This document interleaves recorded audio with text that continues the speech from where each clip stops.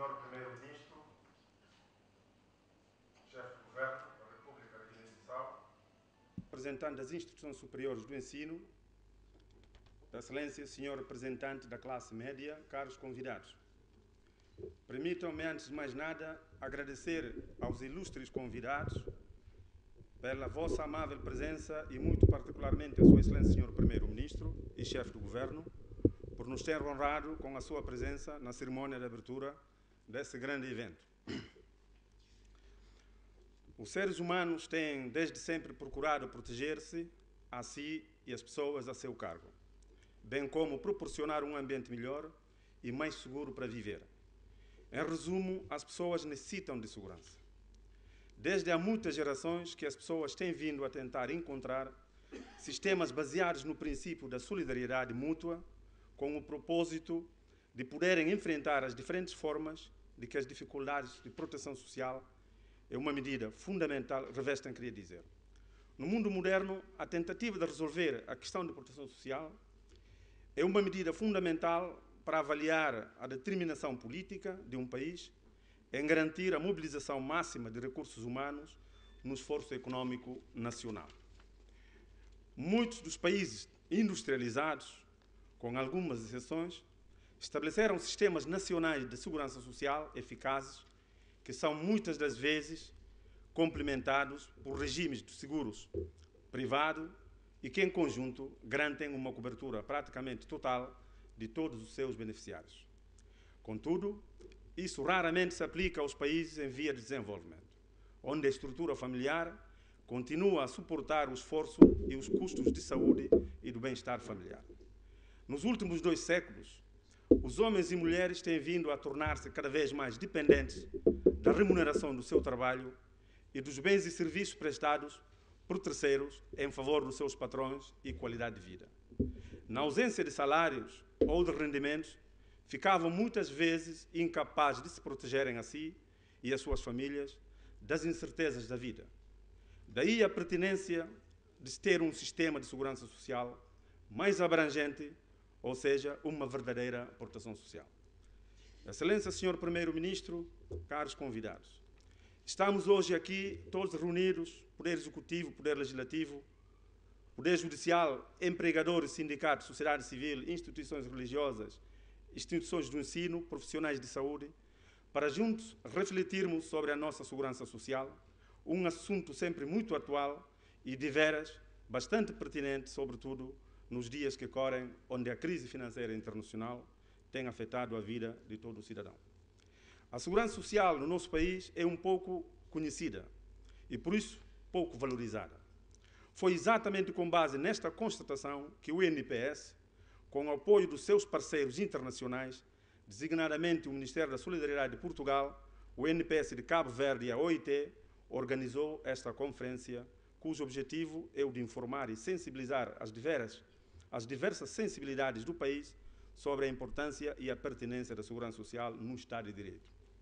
Após 3 anos da independência do país, o Governo, através do Decreto 579, criou o Instituto Nacional de Seguros e Previdência Social, INSPS, cujo objetivo era de centralizar num único organismo as ações dispersas nas diferentes caixas que visavam prestações de serviços dos seus associados contra riscos de doença, velhice, invalidez, morte e sobrevivência. E com o objetivo de criar um sistema unificado da Previdência Social, o Estado da Guiné-Bissau, nos termos do número 2 do artigo 64 da Constituição, instituiu o regime geral da Previdência Social, que visa a proteção social dos trabalhadores assalariados, perspectivando uma cobertura gradual ao conjunto da população ativa. Ainda na senda das preocupações do Governo, em proporcionar proteção aos trabalhadores, em 1980, através do Decreto 4/86/80, foi instituído e regulamentado o seguro obrigatório de acidentes de trabalho e doenças profissionais.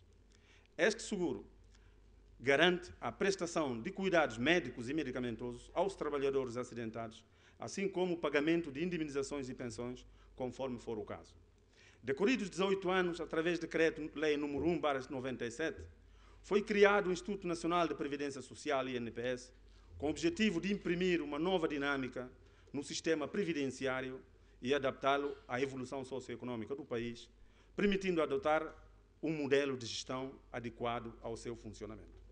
Infelizmente, o conflito político-militar de 1998-99 desestruou completamente o setor formal da nossa economia, prejudicando seriamente o tecido empresarial guineense, principal financiador do sistema. Consequentemente, houve uma queda brutal na arrecadação de receitas. A maioria das empresas privadas e públicas encerraram as suas portas, colocando muita mão de obra ativa no desemprego e com consequências econômicas graves para o sistema de proteção social no país. Com o objetivo de minimizar os efeitos da guerra na vida dos beneficiários, elaborou-se logo a seguir a retoma da normalidade institucional do país, um plano de pagamento de todos os beneficiários que durante 11 meses de guerra não tinham sido pagos. Assim, apesar de 11 meses sem receberem contribuições, o Instituto conseguiu honrar os seus compromissos para com os seus beneficiários, não tendo ficado nenhum sem receber as prestações a que tinha direito. Com a normalização do país, passou-se uma nova fase, a de reformas profundas do sistema. Foram abertas novas representações no interior do país, com o objetivo de ter um serviço perto do cidadão. Uma lei mais abrangente do sistema foi sendo elaborada, assim como a sua regulamentação com o apoio dos nossos parceiros internacionais, designadamente o Ministério do Trabalho e da Solidariedade de Portugal e a OIT, através do projeto intitulado Processo Social. Assim, em 2007, foi aprovada pela Assembleia Nacional Popular a Lei de Enquadramento da Proteção Social. Esta nova lei constitui para o Governo um instrumento fundamental de definição e orientação de políticas sociais mais abrangentes. A sua implementação será possível logo após a aprovação da sua regulamentação pelo Governo. Com a aprovação desta lei, o Instituto viu alargado o seu campo de aplicação pessoal e material. Ela abrange não apenas os trabalhadores assalariados, mas também os trabalhadores independentes e os de por conta própria, podendo, neste caso, abranger os trabalhadores do setor informal, para além de também estender a cobertura ao cidadão vulnerável e carenciado, como também prevê a possibilidade dos trabalhadores abrangidos por um dos sistemas fazer a melhoria da cobertura mediante o sistema complementar. No campo da aplicação pessoal, ficaram de fora do alargamento da cobertura social, por enquanto, os trabalhadores da administração pública, os militares e paramilitares, por uma decisão a definir pelo Governo. Antes, no capítulo das reformas, grande esforço tem sido feito relativamente à informatização dos serviços do NPS e à implementação de um sistema integrado de previdência. Implementou-se uma página web do NPS, criou-se uma intranet como forma de agilizar o circuito de informação interna. Tem-se investido seriamente na formação e capacitação dos quadros do NPS através de vários seminários e conferências. Foram abertas 2 delegacias, a saber, Norte e o Sul do país. Senhor Primeiro-Ministro, o Governo da Guiné-Bissau elaborou e aprovou um documento estratégico nacional para a redução da pobreza, o DNARP 2. E um dentre vários objetivos desse documento é a da redução significativa da pobreza nas suas múltiplas formas e dimensões, criando mais oportunidade, quer de emprego, quer de acesso aos serviços básicos de qualidade. A luta contra a pobreza, como é sabido, implica a prevenção e eliminação de situações e fenómenos econômicos, sociais e culturais que interagem e são responsáveis pela manutenção e reprodução do ciclo de pobreza, impedindo que segmentos da população acedam às condições de vida humana digna e com autonomia. A proteção social constitui um instrumento valioso nesta luta porque permite distribuir riqueza entre os membros da família e da sociedade, permite reduzir consideravelmente os riscos da pobreza e contribuir para a melhoria do estado de saúde e do nível educacional da população, acessibilidade e assistência sobre as bases dos princípios fundamentais de qualquer sistema público de segurança social, a saber, os princípios da universalidade, da equidade e da solidariedade. Senhor Primeiro-Ministro, almejando uma verdadeira segurança social na Guiné-Bissau, o NPS tem envidado esforços no sentido dela ser cada vez mais abrangente. Nesta perspectiva, o Instituto realizou uma grande campanha de fiscalização e inscrição nos regimes obrigatórios da Previdência Social em Bissau e arredores. O objetivo é o de fazer uma maior cobertura, quanto possível, dos nossos trabalhadores. Fixou-se como meta para esta campanha a inscrição de pelo menos 50 entidades empregadoras e 600 trabalhadores que atuam em diversos setores de atividade, embora os eleitos fossem a hoteleira, a restauração e afins. Percorreu-se toda a capital e arredores, de hotel em hotel, de restaurante em restaurante, bares, discotecas e outros, para sensibilizar os trabalhadores e os patrões a inscreverem-se no sistema de segurança social, de modo a garantir a proteção social ao trabalhador e à sua família, e a família ao cargo, que se traduz na cobertura das eventualidades, prestações várias, quais sejam a proteção na doença, invalidez, morte, velhice, acidente de trabalho e doenças profissionais. Pode-se afirmar que a perspectiva foi largamente atingida. Foram inscritas mais de 63 entidades empregadoras, novos contribuintes, e, consequentemente, mais de 852 beneficiários do sistema.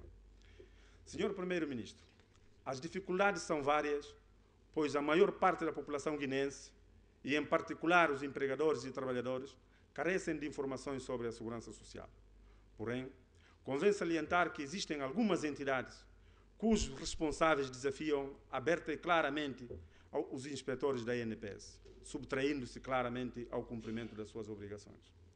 Uma outra inconveniência teve a ver com a falta de documentação por parte dos trabalhadores, pois muitos não têm peças de identificação, nomeadamente bilhetes de identidade, cartas de condução ou passaporte, cuja entrega da fotocópia é indispensável para a formalização do processo individual de inscrição do beneficiário, sem se esquecer da falta da atualização do banco de dados das entidades parceiras, nomeadamente a Inspeção-Geral de Trabalho, a Direção-Geral do Turismo.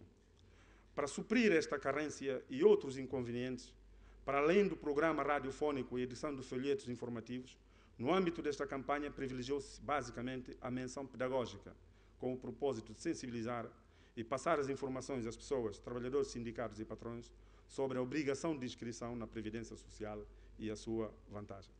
A campanha tem como ponto mais alto a sensibilização política a partir dos resultados, isto é, a realização desta conferência, desenvolver com segurança, traçar rumos para o futuro da proteção social na Guiné-Bissau.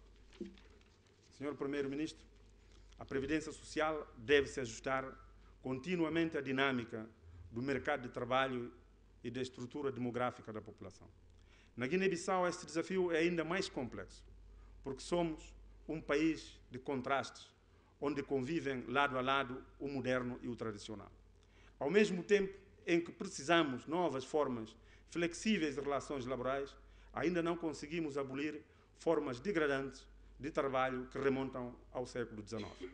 A baixa da esperança de vida acontece paralelamente às elevadas taxas de mortalidade materna e infantil e de baixas taxas de cobertura social, típicos de países com menor grau de desenvolvimento.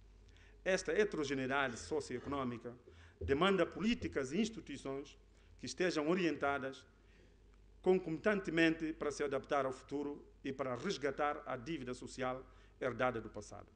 Por isso, tem-se investir nos programas radiofónicos, sobretudo nas rádios comunitárias, percorrendo os rincões do território nacional, levando a cidadania às populações marginalizadas pela distância.